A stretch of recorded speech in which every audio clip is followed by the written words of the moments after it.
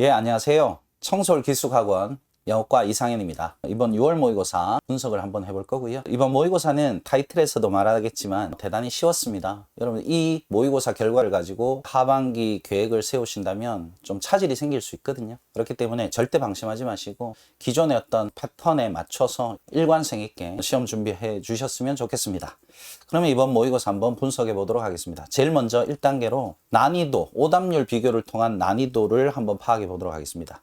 여러분, 2023학년도 9월 하고요. 2025학년도 9월이 쉬웠던 모의고사로 판단되는 그런 모의고사인데, 거기 표에서 보시다시피 1등급 비율이 15.97%, 19.08%, 20.10%, 순서대로 1, 2, 3등급 비율이 올랐고요. 그 다음에 작년 9월이었죠. 작년 9월이 10.94%, 16.02%, 22.15%.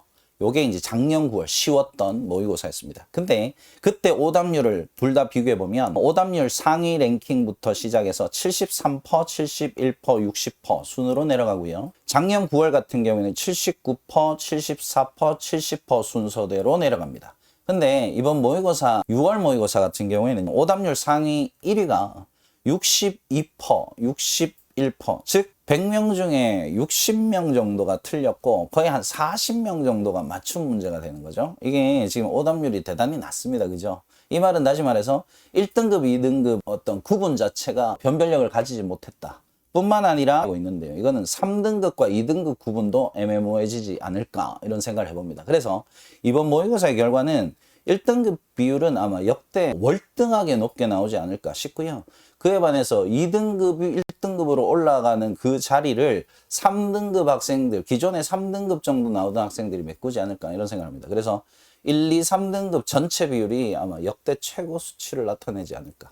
그럼 다시 말하면 변별력을 가지지 못한다라는 생각을 합니다. 그래서 그런 부분 정도로 이번 6월 원사는 결론은 너무 쉬웠다 라는 말로 결론 짓도록 하겠습니다. 이번에 실질적으로 어휘나 사용된 어휘나 문장 길이나 다루어진 소재나 선택지나 이런 부분들이 힘든 부분이 별로 없었고요. 전체적으로 대입학하고 맥락 따라가면 그냥 기본적인 어휘 능력 가지고 문장 구조 능력 가지고 문장 구조를 볼 수 있는 능력 가지고 기본적으로 글을 읽을 수 있는 능력만 있다면 큰 무리 없이 고득점을 할 수 있었던 문제입니다.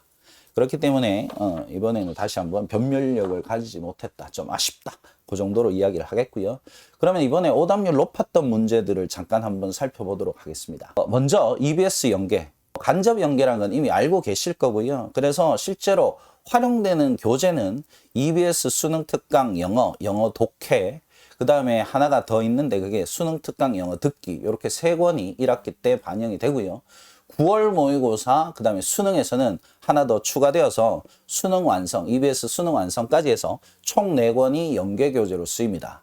수험생이라면 무조건 이 4권은 완전히 학습을 마칠 수 있도록 하셔야 되겠고요. 근데 이제 이게 간접 연계인 만큼 근본적으로 그걸 내용상 달달 외운다고 해서 되는 거 아니니까 그 교재를 기반으로 듣기와 읽기의 능력을 키우시기 바랍니다. 자, 그러면 고난이도 문제 1이었습니다. 33번이죠. 오답률 61.9%. 기억하실지 모르겠지만 빈칸 문제고요. 전체 글의 중심 소재가 내로잉에 해당되는 이야기였습니다. 즉, 그 글은 내로잉이라는 개념. 문맥을 따라가다가 대의를 파악하면서 문맥을 파악하면서 읽어가다가 내로잉이 무슨 말인지만 알면 실제로 이 내로잉이 장점도 있지만 글의 중간 부분부터 너무 지나치게 내로잉하면 그건 부작용이 안 좋다라는 내용으로 전환되는 그런 문제였고요. 실제로 선택지에서 내로잉의 패러프레이징, 바꿔 말하기만 찾아내면 바로 답이 나오는 그런 쉬운 문제였습니다. 상대적으로 쉬운 문제였습니다. 자, 다음 오답률 2위 문제 41번 장문이었죠. 오답률 60.7%. 이 글은 seamlessness라는 핵심 키워드를 가지고 있고 기술의 디자인에 있어서 기술을 디자인하는 데 있어서 seamlessness, 이음매 없음, 매끄러움이라는 이 개념을 글 속에서 이해한다면 크게 무리 없이 선택지를 골라낼 수 있었던 문제입니다. 이 글의 내용이 이거죠. 결국은 쉽게 말하면 제가 지금 말하고 있는 게 이상현이란 사람일까요? 아니면 휴머노이드 로봇일까요? 이걸 알 수 없을 정도로 그 기술이 너무나 일상적으로 매끄럽게 이어지고 포함되어진다. 그런 내용이었고요. 그래서 그 seamlessness라는 그 키워드의 패러프레이징을 선택지에서 골라내면 1번 바로 답이 나오는 그런 문제였습니다. 보시면 blending in when 테크, 기술이 그 기술처럼 느껴지는 것을 stop 하는 것. 이게 바로 뭐야? 그래서 언급했던 honestness죠. 오케이. 그래서 쉽게 paraphrase, 키워드를 paraphrase 할 수 있으면 답이 나왔던 그런 문제였습니다. 오답률 3위, 21번 함의파악 문제. 오답률 57.1%. 사람들의 어떤 성과, 자기 성과를 가지고 평가할 때 실질적으로 자기가 그 결과에 대해서 기쁘고 슬픈 것, 즉 boost는 실제로 성과에 대해서 외부적인 요인들을 비교 또는 환경에 대한 외부적인 요소에 대한 기준을 두고 그걸 평가하고 기뻐하고 슬퍼하면 실제로 그거는 허상의 그 근거를 두고 있다. 그건 잘못된 거다. 이런 이야기였고요.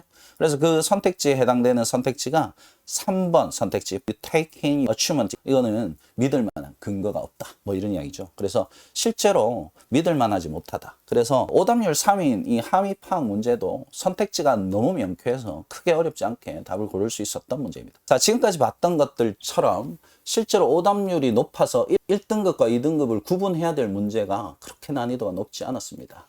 그리고 그러면 이 부분에 대해서 여러분들 수험생들이 하반기에 어떻게 학습 계획을 짜야 될지에 대해서 간단히 말씀드리고 이 시간을 마칠까 합니다. 이번 시험에서 1등급을 받았던 학생 또는 2등급까지를 상위권이라고 놓고 본다면 실제로 이번 모의고사는 쉬웠습니다. 그래서 이번 모의고사의 결과만 가지고 하반기 학습 계획을 세우면 낭패를 볼 수 있습니다. 그렇기 때문에 어려운 난이도의 지문들을 지금부터 게으름 피우지 말고 적극적으로 찾아다니면서 EBS 기준으로 이 교재를 기반으로 어려운 지문을 여러분이 꼭 정독하시고 주제를 뽑으시고 거기서 주요 키워드 핵심어 뽑는 연습도 하시고 요약도 해보시고 꾸준히 수능 전날까지 읽어 나가셔야 된다는 거 꼭 약속해 주시고요. 그 다음에 특히 중위권 학생들이 이번에 조금 이제 주의하셔야 될 게 성적이 올랐다고 경거망동 하시면 안 돼요. 이전에 성적 데이터를 가지고 학습 계획을 세우셔야 되고요. EBS 연계국 교재 철저하게 학습하세요. 그리고 여러분들은 기본적으로 어휘력이 부족하다고 생각하셔야 돼요. 그래서 어휘력을 키우는데 많은 노력을 기울이셔야 되고 그 다음에 실전 연습 하셔야 됩니다. 기출 모의고사 사셔서 1회 내지 2회 정도는 꾸준히 실전처럼 푸시고 그 교재를 가지고 다시 읽기 연습도 하시고 어휘 정리도 하시고 부지런하게 공부하셔야 됩니다. 그래야 여러분들이 실제로 수능에서 원하는 등급을 얻을 수 있지 않을까 싶습니다. 마지막으로 하위권 학생들. 좀 아쉬운데요. 만약에 영어가 약하다면 실제로 이번 모의고사 10다선 하더라도 이 친구들한테는 쉬울 수가 있어요. 그래서 이 친구들은 6월 모의고사에 대해서 결과를 가지고 속상해하지 마시고 이런 희망을 가졌으면 좋겠습니다. 만일 이번에 수능이 영어가 쉽게 나온다면 나도 한번 해볼 수 있겠구나. 남은 시간 충분하니 제대로만 공부하면 나도 1등급, 2등급 찍을 수 있겠구나라는 그런 희망을 가지고 그런 목표를 가지고 하루하루 열심히 영어 공부해 주셨으면 좋겠고요. 그래서 기본에 충실한 공부를 하셨으면 좋겠습니다. 기초의 기본어휘 꼭 학습하시고 듣기 틀리지 않도록 EBS 교재 가지고 항상 연습하시고 요즘 EBS에 듣기 잘 돼 있잖아요. 그죠?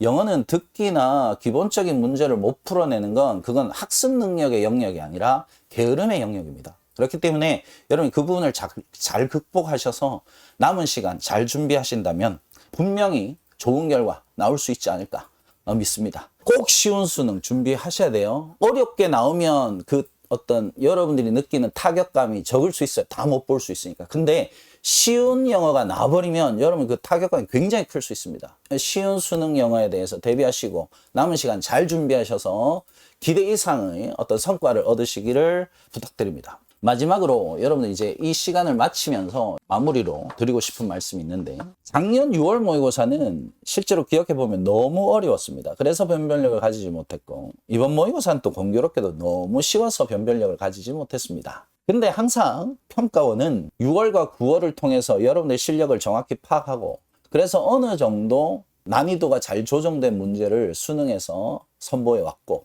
거기에 대해서 학생들은 실제로 자기 실력을 발휘하고 변별력을 가질 수 있는 그런 결과물들을 받았습니다.